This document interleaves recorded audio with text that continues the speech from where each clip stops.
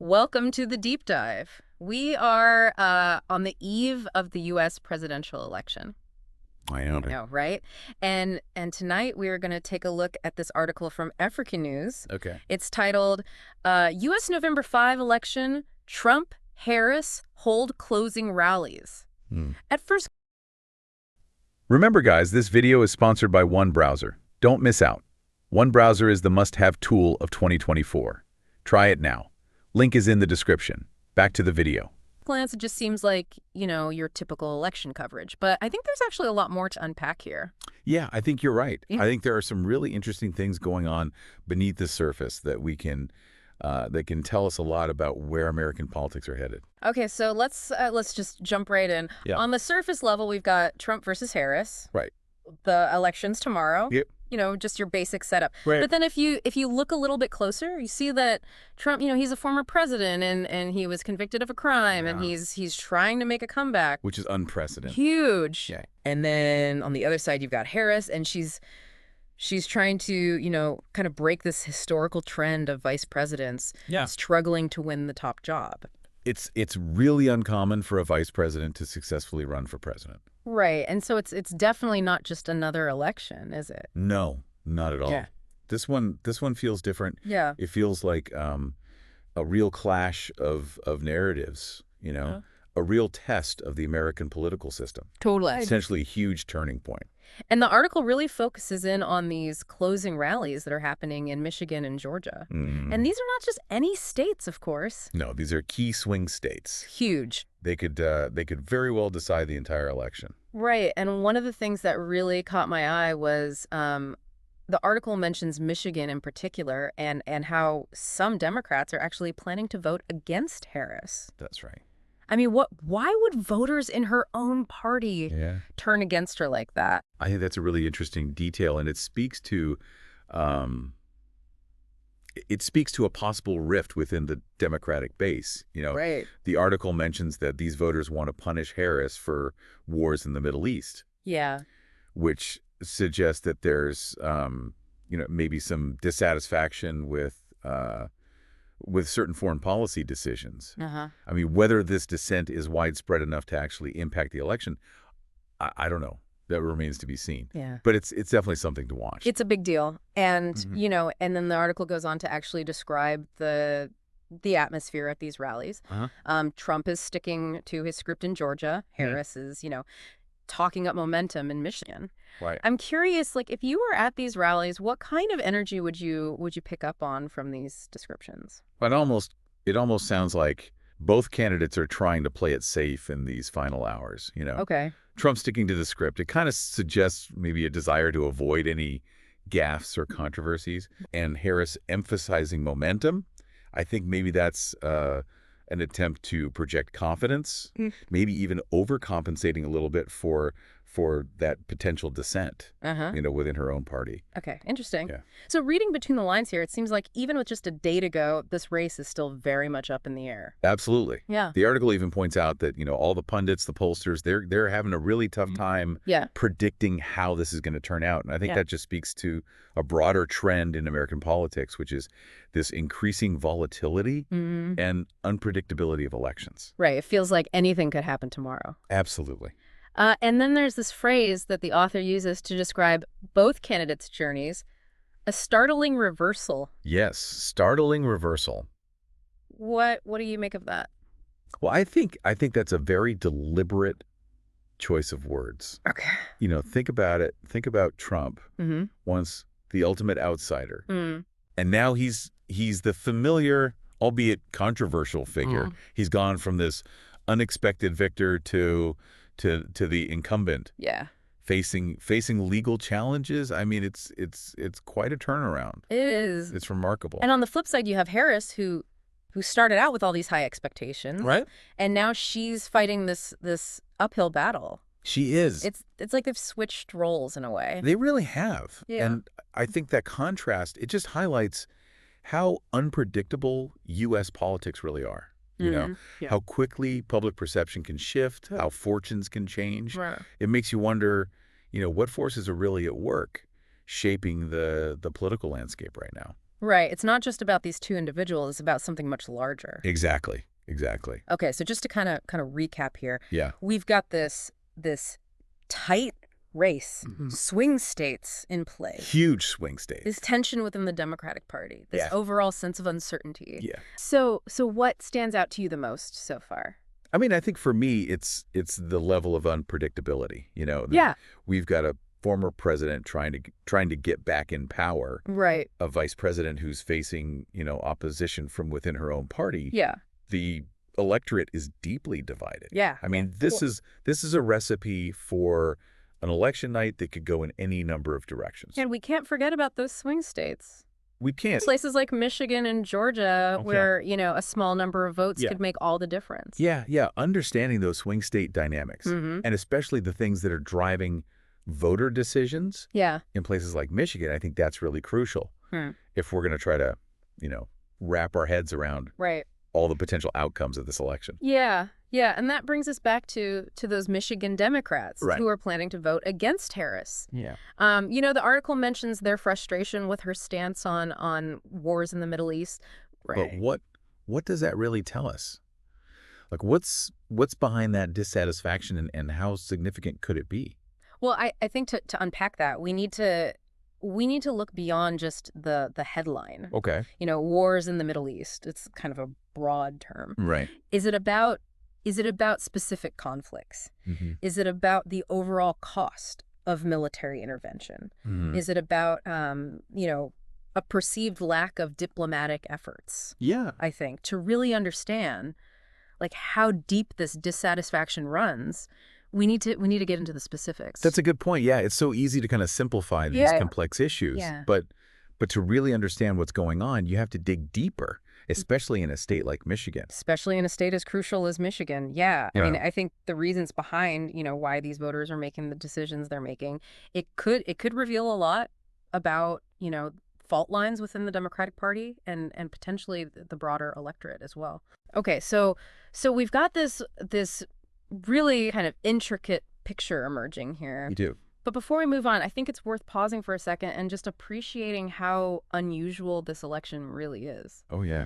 I mean, a former president convicted of a crime, attempting a comeback. I mean, that's not something you see every day. It's unprecedented in modern American history, and I think it raises some fundamental questions about the resilience of democratic institutions, about the rule of law, about the power of political narratives. And then on the other side, you've got Harris, a vice president who's trying to defy these historical odds. I mean, if she wins, it could really reshape how we think about the vice presidency. It really could. And I think her candidacy, regardless of the outcome, it's already a significant moment for representation. And it could really pave the way for other female leaders in the future. That's true. Yeah. Yeah. Okay. So before we move on to our final takeaways. Okay. Is there anything else from this deep dive that's really standing out to you? What strikes me is how this election, despite all of its complexities, all of its uncertainties, it really boils down to a choice between two very different visions for the future of America. And it's up to the voters to decide which vision resonates with them. Exactly. And as we, head into these final hours before the polls open, it's just important to remember that every vote matters. Yeah. Well said. Yeah. Okay. So before we wrap up this part of our deep dive, let's take a step back and recap some of the key insights that we've kind of uncovered here. What are the main takeaways for our listeners? For me, the biggest takeaway is just the sheer amount of uncertainty surrounding this election. Yeah. We've got a former president attempting to make a comeback, a vice president who's battling internal dissent, and a political landscape that seems more divided than ever. And let's not forget about the importance of those swing states. No, absolutely not. Places like Michigan and Georgia, where, the outcome could hinge on just a handful of votes and potentially reshape the political landscape for years to come. Yeah. And understanding the motivations and the concerns of voters in those swing states. Yeah. Particularly the ones who might defy traditional party lines. I think that's crucial to making sense of all this. Okay, so we've covered a lot of ground already, but before we move on to our final thoughts, I want to leave our listeners with a question to ponder. Given all the twists and turns we've discussed, all the unexpected challenges and underlying currents at play, how might this election reshape the political landscape in the U.S., regardless of who wins? That's a that's a great question to consider. Yeah. I mean, will it deepen existing divisions, or could it, lead to some sort of realignment? Right. Maybe a rethinking of priorities and approaches. Yeah. I mean, only time will tell. Yeah. But it's definitely something worth thinking about as we watch the results unfold. And on that note, we'll wrap up this part of our deep dive. Okay. Stay tuned for part 2, where we'll explore even more of the nuances and implications of this fascinating election. Sounds good. Yeah, it really is fascinating, isn't it? I mean, so much is at stake here.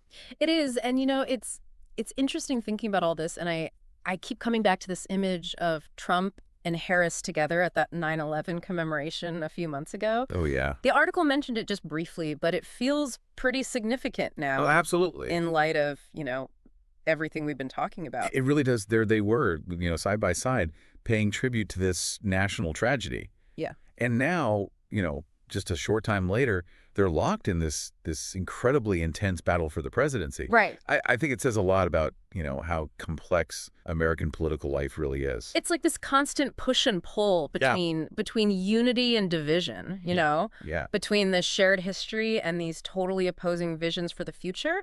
It really is, yeah. And I think that tension, I think that's something that we're seeing play out in this election maybe more than ever. It feels that way. Yeah. Okay, so we've talked a lot about, the big picture stuff. Right. But the article also touches on the candidates' strategies for reaching specific voter groups. Yep. It mentions, Trump appealing to his base, Right. while Harris is trying to, mobilize younger voters and minorities. I mean, those are kind of, classic election tactics. Yeah. But is there more to it than that? Well, there's always more to it than meets the eye, right? Right. I mean, on the surface, it is about targeting demographics. Yeah. But I think it also reflects, a deeper understanding of how America is changing. Right. I mean, both of these candidates, they're trying to adapt their messages to resonate with a more diverse Yeah. and increasingly complex electorate. That's a good point. Yeah. It's not just about winning this one election. Yeah. It's about shaping the future of their parties. Exactly. They're trying to build these coalitions that can carry them, not just, through this election cycle, but potentially, for years to come. So we've got these two candidates, both facing these unique challenges, both trying to navigate this political landscape that seems to be changing so rapidly. Right. And underlying all of it, there's this sense of uncertainty There is. about what the future holds. Yeah, and that uncertainty, I think that's what makes this election so captivating, Right. It's a real nail biter. Yeah. And the outcome could have really profound implications for the direction of the country. Okay, so we've covered a lot of ground in this deep dive. We have.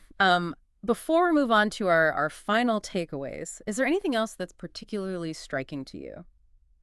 One thing that I keep coming back to is that phrase the article uses, a startling reversal. Yeah. And I think it's more than just a catchy description, Yeah. Right. I think it's really a reflection of how unpredictable American politics can be. Yeah, I see what you mean. I mean, both of these candidates have experienced these pretty dramatic shifts in fortune. They have. I mean, Trump, once the ultimate outsider. Yeah. Now he's the establishment figure trying to reclaim power. Trying to reclaim power, right? And then you have Harris, who started out with, so much promise. Yeah. Now she's facing this really uphill battle. It's a reminder that nothing is guaranteed in politics. Yeah. And that the landscape can change in an instant. Yeah. And I think that unpredictability, it makes it all the more important for us to stay engaged, to really critically examine the information that we're consuming. Yeah. And to participate in the process however we can. Well said. Yeah. So before we move on to our final thoughts, Okay. let's take a moment to recap some of the key insights that we've gleaned from this deep dive. What are the main points that our listeners should take away from this conversation? Well, I think for me, the most striking takeaway is the level of uncertainty and volatility that's surrounding this election.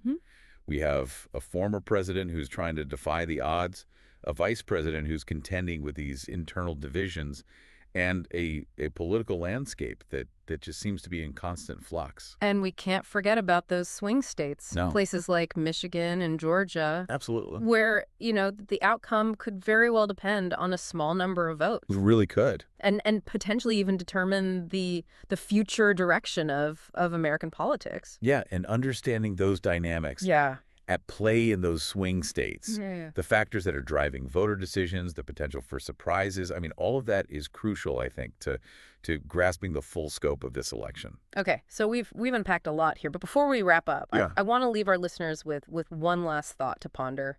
Given all we've discussed, all the twists and turns, the unexpected challenges, the underlying currents at play, how might this election reshape the political landscape in the U.S., regardless of who wins? That's the million-dollar question, isn't it? It is. I mean, will it just exacerbate these divisions that already exist? Yeah. Or could it be a catalyst for some kind of realignment? A reevaluation of priorities Right. and approaches. I don't know. Only time will tell. Yeah. But it's a question I think that we all need to grapple with Yeah. as we watch these results unfold and move forward as a nation. And on that note, we'll wrap up part 2 of our deep dive. Oh, Stay tuned for part 3, where we'll delve even further into the implications of this and potentially transformative election. Okay, so we're back for the final part of our deep dive into this U.S. presidential election. And, we've talked about a lot, the candidates' backgrounds, their strategies, the mood on the ground, these swing state surprises. Yeah, it's a lot to take in.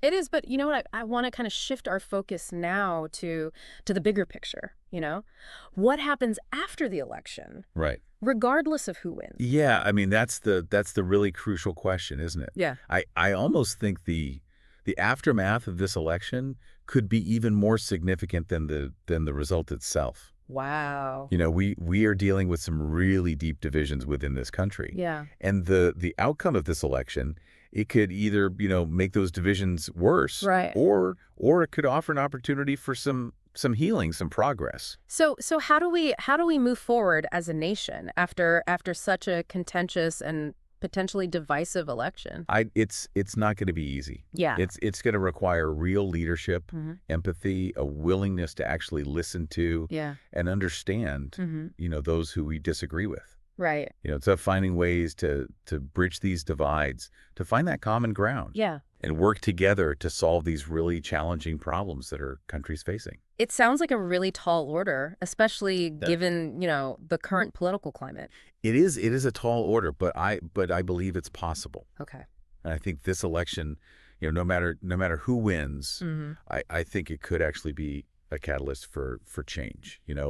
It's forced us to confront some uncomfortable truths about ourselves as a nation. And I think that process of self-reflection, even if it's painful, can be really powerful. That's a hopeful perspective. Yeah. So as we wrap up this deep dive, what are your final thoughts for our listeners? Like what should they be keeping in mind as they watch the results come in and they kind of navigate the days and weeks ahead? I think the most important thing is to remember that this is just one moment in time. Yeah. Elections come and go, but the work of building a better future, that's ongoing. It's about staying engaged, holding our leaders accountable, participating in the process however we can. It's about remembering that we're all in this together. Right.